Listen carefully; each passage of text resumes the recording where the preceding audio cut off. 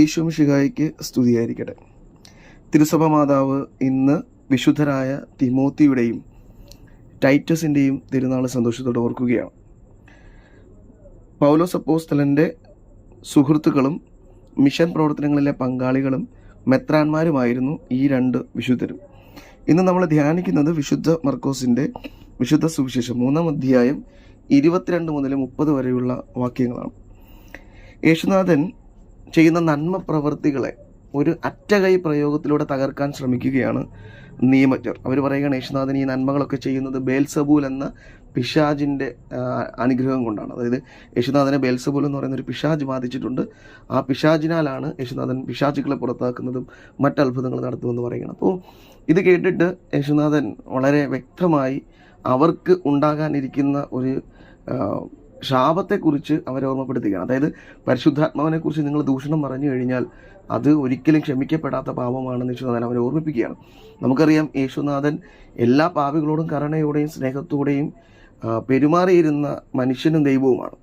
പക്ഷേ ആ യേശുനാഥൻ പോലും പറയുകയാണ് ചില പാപങ്ങൾ പൊറുക്കപ്പെടുകയില്ല. അത് ഈ പരിശുദ്ധാത്മാവിനെതിരെ പറയുന്ന ദൂഷണമാണ്. അപ്പോൾ ഇതെങ്ങനെയാണ് മനസ്സിലാക്കേണ്ടത്? ഇവർ യേശുനാഥനെക്കുറിച്ച് പറഞ്ഞത് യേശുനാഥൻ ചെയ്ത നന്മ പ്രവൃത്തികളെ പിശാചിൻ്റെ പ്രവൃത്തികളായിട്ടാണ് കണ്ടത്. അതായത് അവൻ ചെയ്ത നന്മ പ്രവൃത്തികളെ പിശാചിൻ്റെ പ്രവൃത്തികളാക്കുക വഴി പരിശുദ്ധാത്മാവിനെയാണ് ഇവരെതിർത്തതെന്നാണ്. അപ്പോൾ നമ്മളും ജീവിതത്തിൽ ചില നന്മ പ്രവൃത്തികളെ അത് തിന്മയായി ചിത്രീകരിക്കുന്നുണ്ടെങ്കിൽ നമുക്കും വരാനിരിക്കുന്ന വലിയൊരു ശാപം ഇതാണെന്ന് യേശുനാഥൻ ഓർമ്മിപ്പിക്കുകയാണ്.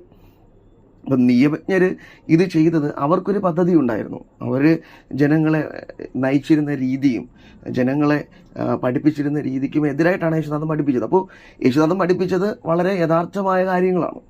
ഇതാണ് ദൈവം ആഗ്രഹിച്ചിരുന്ന കാര്യങ്ങൾ. പക്ഷേ ഇവർക്ക്, ഈ നിയമജ്ഞർക്ക് അവരുടേതായ സ്വാർത്ഥ താല്പര്യങ്ങൾ നടപ്പിലാക്കേണ്ടതായിട്ടുണ്ട്. അപ്പം അതിനെതിരെ യേശുനാഥൻ നന്മ ചെയ്തത് കൊണ്ടാണ് യേശുനാഥനെ അവരെ എതിർത്തത്. അപ്പോൾ സുവിശേഷം നമ്മളോട് ഓർമ്മിപ്പിക്കുന്നത് ഇതാണ്. നമുക്കും ചുറ്റുമുള്ള മനുഷ്യർ നന്മകളൊക്കെ ചെയ്യുന്ന മനുഷ്യരാണെങ്കിൽ അവരുടെ നന്മകളെ അംഗീകരിക്കാനുള്ള മനസ്സ് നമുക്കുണ്ടാവണം. നമ്മളെപ്പോഴാണ് അവരുടെ നന്മ പ്രവൃത്തികളെ ഇല്ലാതാക്കാനായി അവർക്ക് ഒട്ടും അവർ മനസ്സിൽ പോലും കരുതാത്ത കാര്യങ്ങൾ നമ്മൾ തിന്മയായി നിരൂപിക്കുമ്പോൾ ആ പാപങ്ങൾ ഒരിക്കലും ക്ഷമിക്കപ്പെടുകയില്ല എന്ന് യേശുനാഥൻ നമ്മെ ഓർമ്മിപ്പിക്കുകയാണ്.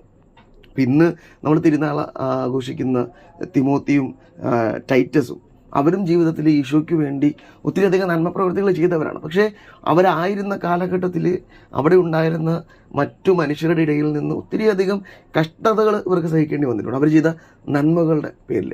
അവസാനം തിമോത്തി കല്ലേറ് കൊണ്ട് മരിച്ച ഒരു വ്യക്തിയാണ്.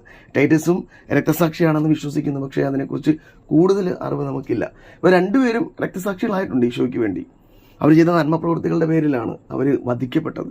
അപ്പോൾ അങ്ങനെയുള്ള ചില മനുഷ്യരെങ്കിലും ഈ ലോകത്ത് വധിക്കപ്പെടുന്നത് ചില മനുഷ്യരുടെ സ്വാർത്ഥ താല്പര്യങ്ങൾക്ക് എതിരായി ഇവർ നന്മ ചെയ്യുന്നത് കൊണ്ടാണ്. അപ്പോൾ അവരെ നശിപ്പിക്കാൻ നമ്മൾ ശ്രമിക്കുകയാണ്. അപ്പോൾ ഇങ്ങനെയുള്ള പ്രവർത്തികളെ യേശുനാഥൻ നിശിതമായി വിമർശിക്കുകയും അതൊരിക്കലും ക്ഷമിക്കപ്പെടാത്ത പാപമാണെന്ന് നമ്മെ ഓർമ്മിപ്പിക്കുകയും ചെയ്യുന്നുണ്ട്.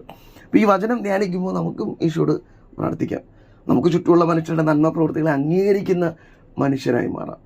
അങ്ങനെ ആകാതെ അവരുടെ നന്മ പ്രവൃത്തികളെ തിന്മയായി ചിത്രീകരിക്കുക വഴി ഒരിക്കലും ക്ഷമിക്കപ്പെടാത്ത പാപത്തിന് അടിമകളായി തീരാതിരിക്കാൻ നമുക്കും പരിശ്രമിക്കാം. യേശുനാഥൻ അതിന് നമ്മെ സഹായിക്കട്ടെ. ആമേൻ.